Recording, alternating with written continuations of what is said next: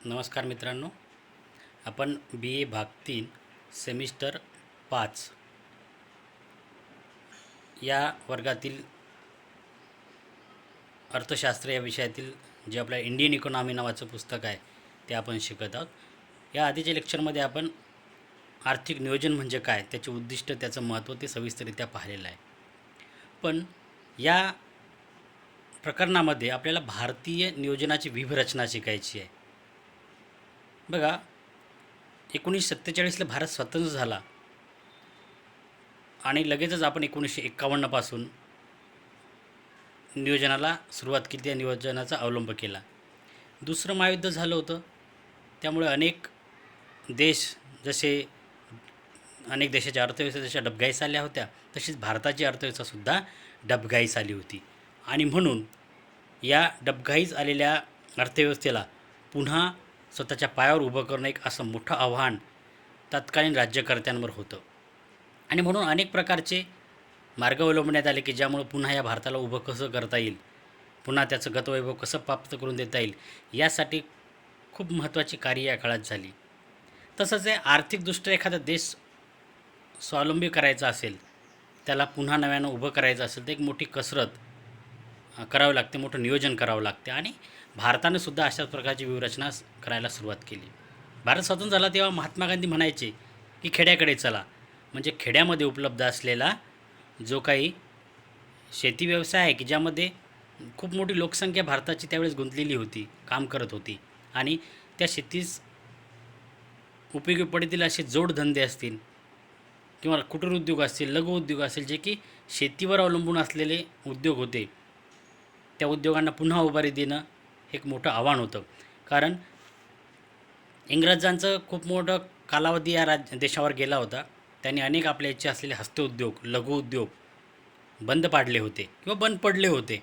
आता ते सगळे लोक बेकार झाले होते, त्यांच्या हाताला काम नव्हतं आणि त्यांच्या वस्तूचा खपही पाहिजे तसा नव्हता। आणि म्हणून हे सगळे उद्योग पुन्हा नव्यानं उभं करणे, शेतीचा विकास करणे, उद्योगाचा विकास करणे, सेवा क्षेत्र जेवढ्या मोठ्या प्रमाणात भारतात नव्हतं त्यावेळेस, तर त्या जे असेल त्याचा विकास करणे किंवा त्याच्यामध्ये अजून कशी वाढ करता येईल, हे सगळं नियोजन भारतासमोर उभं होतं। आणि हे नियोजन करण्यासाठीच पंचवार्षिक योजना आपण स्वीकारल्या।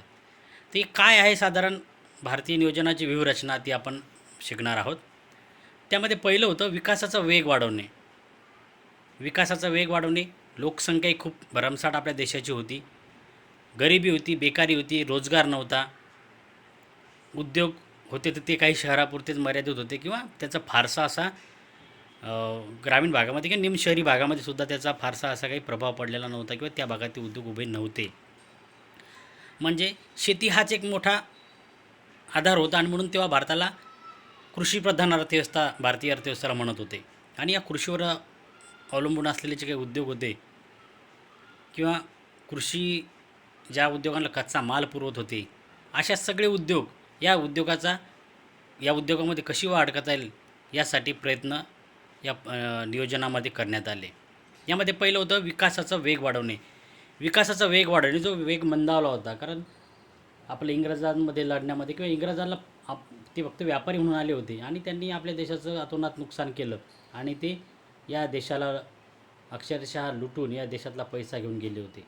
आणि म्हणून आपल्या गोरगरीब असलेल्या जनतेला खायला अन्न मिळत नव्हतं, पाहिजे तसं मिळत नव्हतं, उद्योग नव्हते, आणि या सगळ्यात उपासमारी असेल, बेकारी असेल, अशा अनेक प्रश्न भारतासमोर आवासून उभे होते। आणि म्हणून या सगळ्यातून जर मार्ग काढायचा असेल, या सगळ्यांवर मात करायची असेल, तर विकासाचा वेग वाढवणे अत्यंत आवश्यक होतं। मग ज्यामध्ये GDP वाढवणे, ग्रॉस डोमेस्टिक प्रोडक्ट आपण ज्याला म्हणतो, त्यामध्ये वाढ करणे, जेणेकरून आपल्या विकासाचा जो काही गाडा आहे तो रुळावर आणणे ही एक मोठी जबाबदारी या नियोजनाच्या मार्फत भारत सरकारने केल्याचं दिसून येते। त्यानंतरचं मूलभूत व पूरक उद्योगाचा विकास। मूलभूत म्हणजे जे काही आपण ज्याला म्हणतो की या उद्योगावर असे अनेक उद्योग अवलंबून असतात, असा तो मूलभूत उद्योग। जर लोहपोलाद आहे, लोहपोलाद उद्योगाचा जर विकास झाला तर त्या अनुषंगाने इतर उद्योगाचा सुद्धा विकास होतो। म्हणजे काही मूलभूत उद्योग आहेत, त्या मूलभूत उद्योगामध्ये वाढ करणे, किंवा त्या मूलभूत उद्योगामध्ये गुंतवणूक करून त्याचा विकास करणे, त्या ठिकाणी रोजगार निर्माण करणे आणि त्या अनुषंगाने इतर उद्योगालासुद्धा चालना देणे, हे सुद्धा आपण एक नियोजन अवलंबलं होतं. त्यानंतर तो पूरक उद्योगाचा विकास करणे. पूरक उद्योग जे की मोठ्या उद्योगाला माल पुरवणारे होते, त्यांच्यामध्ये सुद्धा मोठ्या प्रमाणात रोजगार हा निर्माण होणार होता आणि अशा उद्योगाचा सुद्धा विकास करण्याचं मोठं आवाहन तत्कालीन भारत सरकारच्या समोर होतं. त्यानंतर होतं शेतीच्या रचनेमध्ये बदल. शेतीच्या रचनेमध्ये बदल हा एक मोठा प्रश्न भारत सरकारसमोर होता. त्यासाठी विनोबा भावे यांनी भूदान चळवळ नावाची चळवळ उभी केली, ज्यामध्ये की आपल्याकडे अतिरिक्त जमीन असेल तर ती दान करा आणि ज्या लोकांना जमीन नाही, ज्या लोकांना शेती नाही, अशा लोकांना ती जमीन दान म्हणून मिळाल्याच्या नंतर ती त्या लोकांना हस्तांतरित केली जायची, की साधारणतः सगळ्या लोकांना जमिनीचा काही ना काही ते हिस्सा मिळावा. त्यानंतर होतं सिलिंग ॲक्ट. सिलिंग ॲक्टनुसारही अतिरिक्त जमिनी लोकांच्या ज्या अतिरिक्त जमिनी होत्या त्या सरकारनं ताब्यात घेतल्या आणि त्यासुद्धा गरीब लोकांना, कष्टकरी लोकांना, शेतकऱ्यांना, मजुरांना त्या शेती उपलब्ध करून दिल्या. पण शेती रचनेत बदल करणे, जी की आपल्या देशामध्ये महालवारी असेल, रयतवारी असेल, अशा प्रकारच्या ज्या काही जमिनी ज्या काही सावकारांकडे होत्या किंवा काही महालवार असतील, त्यानंतर रयतवार असतील, यांच्याकडे त्या जमिनी होत्या, त्या जमिनी अतिरिक्त जमिनी काढून घेऊन कसेल त्याला जमीन या माध्यमातून अनेक शेतकऱ्यांना जमिनी उपलब्ध करून देण्यात आल्या.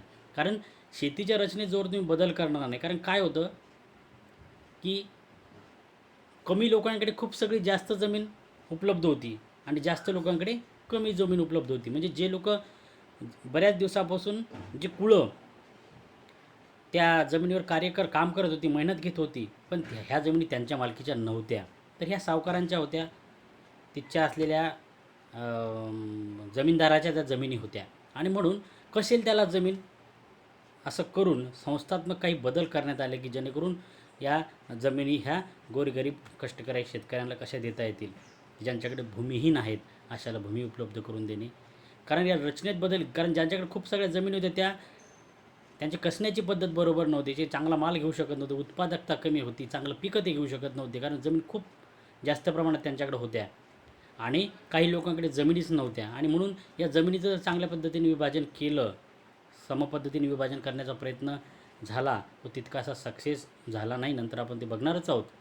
तर या शेतीच्या रचनेत बदल करणं ही एक आपल्या नियोजनाची व्यूहरचना होती आणि ती अत्यंत गरजेची होती. कारण बहुसंख्य भारतीय लोकसंख्या ही शेती आणि शेतीसदृश उद्योगावर अवलंबून होती आणि म्हणून या शेतीच्या रचनेत बदल करणं हा एक खूप मोठा आणि आमूलाग्र असा बदल करणे हे एक नियोजनाची एक व्यूहरचना भारत सरकारने आखली होती. त्यानंतर आहे दारिद्र्याचे दुष्टचक्र तोडणे. दारिद्र्याचे दुष्टचक्र म्हणजे काय, तर एखादा व्यक्ती गरीब आहे कारण तो गरीब आहे. आता एखादा व्यक्ती गरीब आहे कारण तो गरीब आहे म्हणजेच काय, एखादा व्यक्ती गरीब आहे म्हणजे त्या व्यक्तीला हवं तसं अन्न, कॅलरीज, ऊर्जा मिळत नाही आणि कॅलरीज, चांगल्या ऊर्जा त्याला न मिळाल्यामुळे तो मेहनत चांगली करू शकत नाही आणि त्यानं चांगली मेहनत न केल्यामुळे परत त्याला तसा मोबदला मिळत नाही, त्याला रोजंदारी मिळत नाही आणि त्याला चांगली रोजंदारी न मिळाल्यामुळं तो आपला आहार वाढवू शकत नाही आणि म्हणत परत तो कुपोषित राहतो, बेकार राहतो, गरीब राहतो आणि हे असंच दुष्टचक्र सुरू राहते. आणि म्हणून कुठेतरी दुष्टचक्र तुटल्या गेलं पाहिजे, यासाठी त्या बेरोजगाराला काम मिळालं पाहिजेत. जे दारिद्र्याच्या दुष्टचक्र अडकलेले जे काही गरीब व्यक्ती आहेत त्यांना यातून बाहेर काढणं एक मोठं आव्हान होतं. त्यानंतर होतं व्यूहरचनेमध्ये बेकारी कमी करणे. खूप मोठी बेकारी होती, कारण जे उद्योग होते ते काही शहरी भागापुरतेच मर्यादित होते. शेती व्यवसायाचीसुद्धा वाताहत झालेली होती आणि म्हणून जी बहुसंख्य लोकसंख्या जी काही शेती व्यवसाय करत होती, या शेतीमध्येच त्यांना अजून कसा रोजगार उपलब्ध करून देता येईल यासाठी व्यूहरचना आखणे गरजेचे होते. कारण खूप सगळ्या लोकसंख्या ही शेतीवरच विसंबून असल्यामुळे त्यांना छोट्या मोठ्या उद्योगामध्ये कसं गुंतता येईल, या ठिकाणी कशी रोजंदारी निर्माण करता येईल, या अनुषंगाने बेकारी कमी करण्याचा सुद्धा प्रयत्न झाला. ही सुद्धा एक नियोजनाची व्यूहरचना होती. त्यानंतर आहे आर्थिक संकटे दूर करणे. अनेक आर्थिक संकटे होते, खूप मोठ्या प्रमाणात आयात होत होती, निर्यात पाहिजे तशी नव्हती. कारण आपण आयात करताना पक्का माल आयात करत होतो आणि निर्यात करताना मात्र आपल्या प्राथमिक वस्तू निर्यात करत होतो, जसं की शेतीचा कच्चा माल. कापूस असेल तर कापूस आपण निर्यात करत होतो आणि त्यामुळे त्याचा ट्रॅव्हलिंगचा खर्च असेल, त्याचा जो काही निर्यातीचा खर्च असेल तो खूप जास्त होता, पण पाहिजे तसा मोबदला आपल्याला त्यापासून मिळत नव्हता, कारण आपला हा कच्चा माल होता. आणि त्यामुळं आपली आयात जास्त, निर्यात कमी, हे असं असल्यामुळं एक मोठी तूट या व्यापारामध्ये होती आणि त्यामुळे सुद्धा आर्थिक संकट आपल्याकडं खूप सगळं येऊन उभं होतं.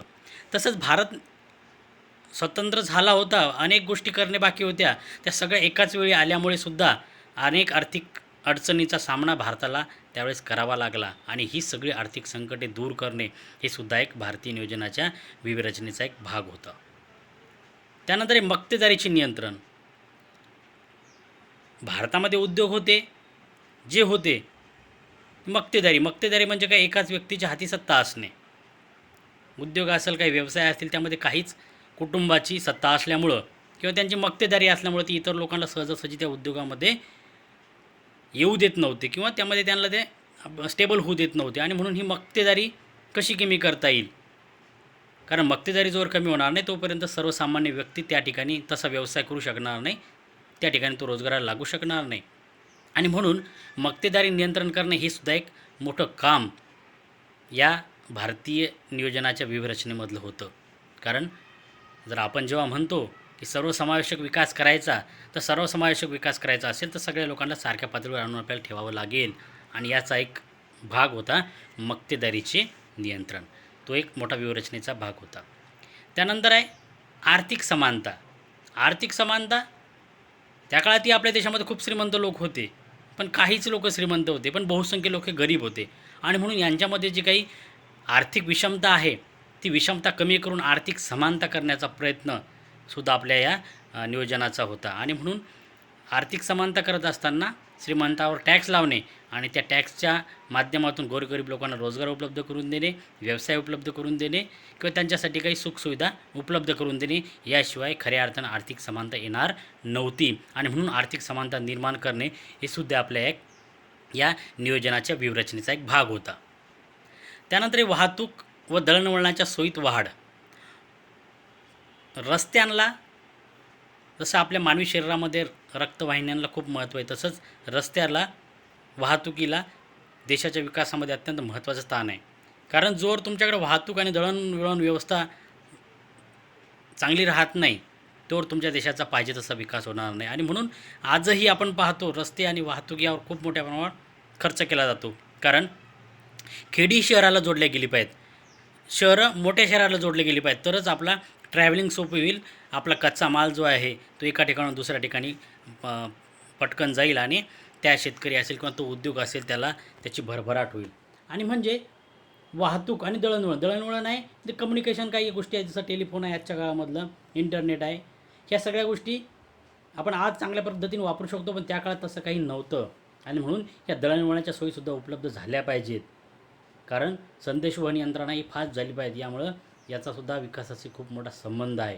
कारण आज आपण पाहतो इंटरनेट असेल या माध्यमातून अनेक क्रांती जगभरात झालेली आहे. भारताने सुद्धा, भारत कुठेही या क्रांतीमध्ये आज मागं नाही आहे. पण त्या जेव्हा 1951चा कालावधी आपण जेव्हा पाहतो, या नियोजनाच्या व्यूहरचनेचा जेव्हा आपण कालावधी पाहतो, तेव्हा वाहतूक आणि दळणवळण व्यवस्थेमध्ये फारशी काही वाढ झालेली नव्हती. ती वाढ करणे एक मोठं आव्हान त्यावेळेच्या नियोजनकर्त्याकडे होतं आणि तो सुद्धा एक नियोजनाचा एक व्यूहरचनेचा एक भाग होता, वाहतूक व दळणवळण सोयीमध्ये वाढ करणे. कारण या वाहतूक आणि दळणवळण सोयीमध्ये वाढ केल्याशिवाय देशाचा विकास होणार नव्हता. त्यानंतर साधनसामुग्रीचा अपव्यय टाळणे. आता हे सगळं करत असताना काही ठिकाणी आपली साधनसामुग्रीचा अपव्यय होतो, म्हणजे ती जास्तीची खर्च होते किंवा तिचा अतिरिक्त वापर होतो. पाहिजे त्यापेक्षा त्याचा जास्त वापर झाल्यामुळं त्याचा विकासामध्ये मदत तर होत नाही, पण देशाचं नुकसान मात्र त्यामुळे होऊ शकते. आणि अशावेळी ती जी काही साधनसामग्रीचा अपव्यय आहे तो टाळणे. यामध्ये इंधन असेल, दगडी कोळसा असेल की ज्याचा अतिरिक्त वापर काही ठिकाणी होत होता, तो सुद्धा थांबवणे, की जेणेकरून त्याचा योग्य वापर करून आपल्या उत्पन्नामध्ये आपल्याला कशी वाढ करता येईल यासाठी प्रयत्न करणे, हे सुद्धा एक आपल्या नियोजनाची व्यूहरचना होती.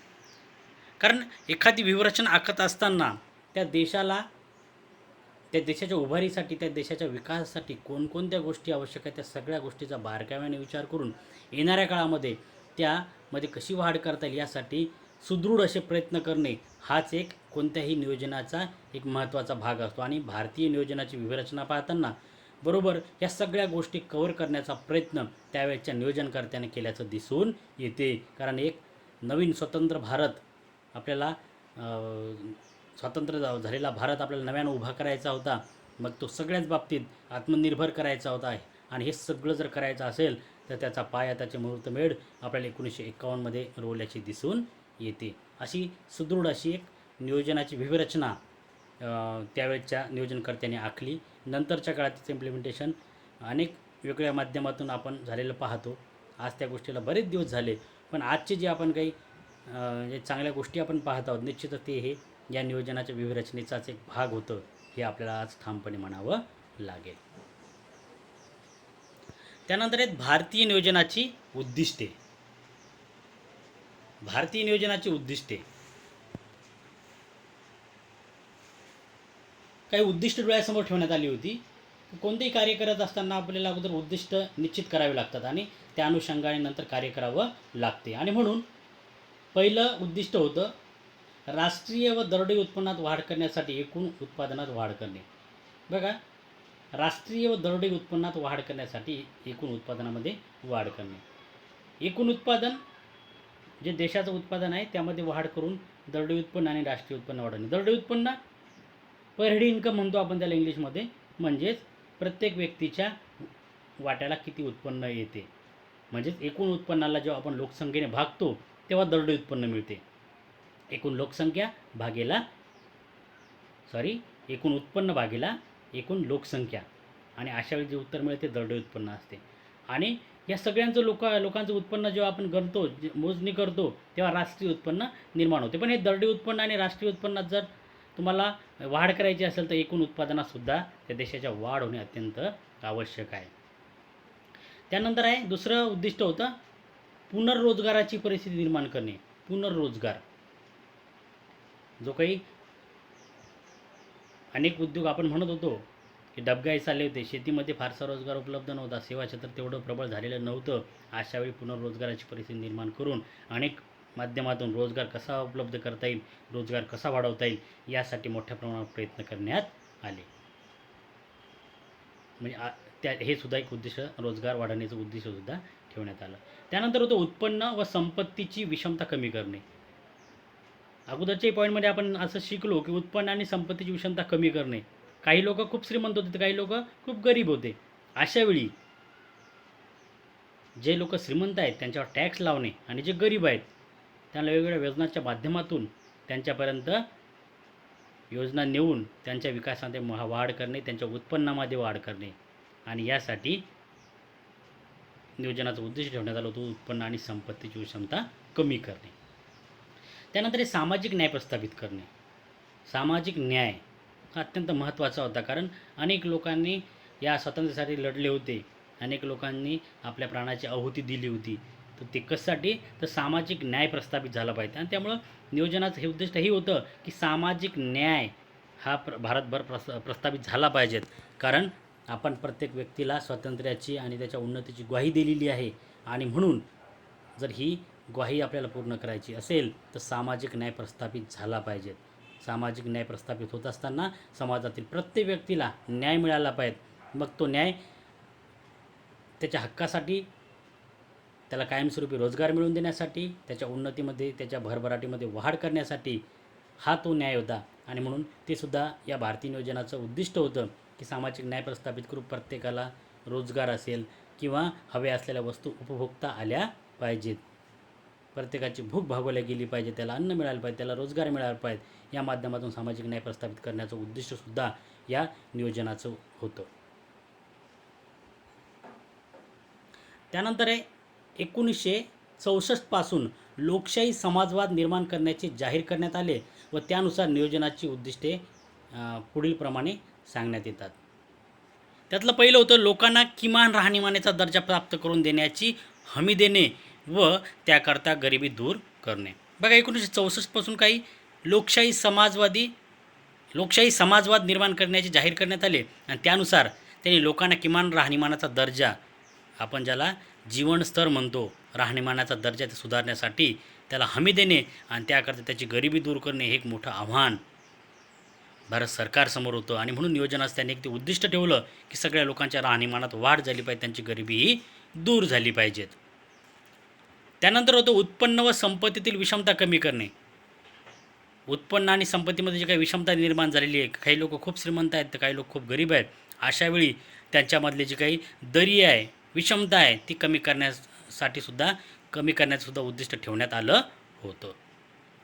त्यानंतर सर्वांना रोजगाराची व विकासाची समान संधी उपलब्ध करून देणे. प्रत्येक व्यक्तीला हा रोजगार असला पाहिजेत, त्याला विकासाची समान संधी मिळाली पाहिजे. म्हणजे नुसतं श्रीमंत लोकांनी श्रीमंत व्हायचं नाही, तर गरिबालासुद्धा श्रीमंत होण्याची संधी मिळाली पाहिजे, त्यालासुद्धा रोजगार मिळाला पाहिजे, त्याच्या हाताला काम मिळालं पाहिजे. हे सुद्धा एक उद्दिष्ट 1964पासून ठरवण्यात आलं होतं. त्यानंतर होतं आर्थिक सत्तेचे केंद्रीकरण व मक्तेदारी प्रवृत्तीचे नियंत्रण करणे.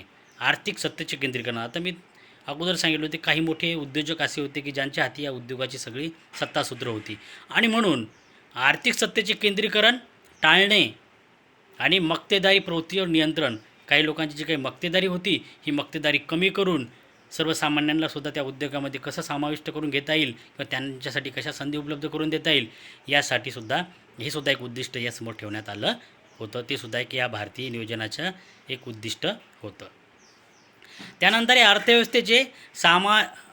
अर्थव्यवस्थेचे सामाजिक कल्याणाच्या दृष्टीने कार्यान्वयन करणे. समाजाच्या सगळ्या घटकाचं कसं कल्याण करता येईल यासाठी सुद्धा या अर्थव्यवस्थेला कार्यान्वित करणे की ज्यामुळे सगळ्या लोकांचं कल्याण होईल, समाजातील सगळ्या लोकांना न्याय मिळेल. हे सुद्धा एक उद्दिष्ट या आर्थिक नियोजनाचे होते. त्यानंतर होतं व्यक्तिगत व सामाजिक जीवनाच्या समृद्धीसाठी लोकशाही मूल्यांवर विश्वास ठेवून त्याची जोपासना करणे. भारत स्वतंत्र झाला होता, अनेक राजे या भारतामध्ये होते, त्याचं विलिनीकरण करण्यात आलं आणि स्वतंत्र भारताची निर्मिती करण्यात आली. आणि स्वतंत्र भारताची जेव्हा निर्मिती करण्यात आली तेव्हा आपण हा लोकशाही देश आपला होता, लोकांच्या हाती सत्ता आली होती. आणि अशावेळी प्रत्येक व्यक्तीला याची हमी देणं गरजेचं होतं की व्यक्तिगत व सामाजिक जीवनाच्या समृद्धीसाठी लोकशाही मूल्यांवर विश्वास ठेवा आणि त्या अनुषंगाने तुमचा विकास होईल. आणि त्याची जोपासना करण्यासुद्धा एक मोठं आव्हान या नियोजनकर्त्याकडे होतं. आणि हे नियोजन करत असताना या सगळ्या छोट्या मोठ्या गोष्टीचा खूप बारकाईने विचार करून ते आपल्या नियोजनामध्ये त्याला समाविष्ट करून घेण्यात आलं. अनेक कालावधीमध्ये ती नियोजनाची उद्दिष्टे थोड्या बहुत फरकाने बदलत गेलेली आहेत, पण ती त्यावेळची परिस्थिती पाहता ती अत्यंत योग्य अशी उद्दिष्ट होती. काही उद्दिष्ट पूर्ण झाली, काही उद्दिष्ट पूर्ण होऊ शकले नाही. त्याचा मागोवा आपण पुढच्या लेक्चरमध्ये घेणारच आहोत. पण जी नियोजनाची उद्दिष्ट पूर्ण झाली किंवा काही जी पूर्ण होण्याच्या मार्गावर होते किंवा आज आपण जो सगळा विकास पाहत आहोत, तो निश्चितच हा या नियोजनाचाच एक भाग होता. म्हणजे ते एक छोटं रोपटं त्या काळात जरी 1951ला असेल किंवा नंतरच्या काळात 1964ला असेल, त्या काळात जरी ते रोपटं लावलं होतं, पण त्याची फळं आजची पिढी आपण खात आहे असं आपण म्हणू शकतो. कारण आपण विकासाचा वेग काय होता, किती होता, यापेक्षाही त्या विकासामुळे किती लोक समृद्ध झाले, किती लोकांना आपला रोजगार उभा करता आला, किती लोकांना रोजगार मिळाला, किती लोकांची गरिबी दूर झाली, यावरूनच तो मापदंड हा ठरत असतो. आणि म्हणून हे सगळे उद्दिष्ट ठेवून नियोजन कसं करता येईल यासाठी खूप सगळे प्रयत्न करण्यात आले. आजही पंचवार्षिक योजनेच्या माध्यमातून आपण आर्थिक नियोजन होत असल्याचं दिसून येते. आणि म्हणूनच अशी एक सर्वसमावेशक व्यूहरचना, भारतीय नियोजनाची एक व्यूहरचना असल्याचं आपल्याला दिसून येते.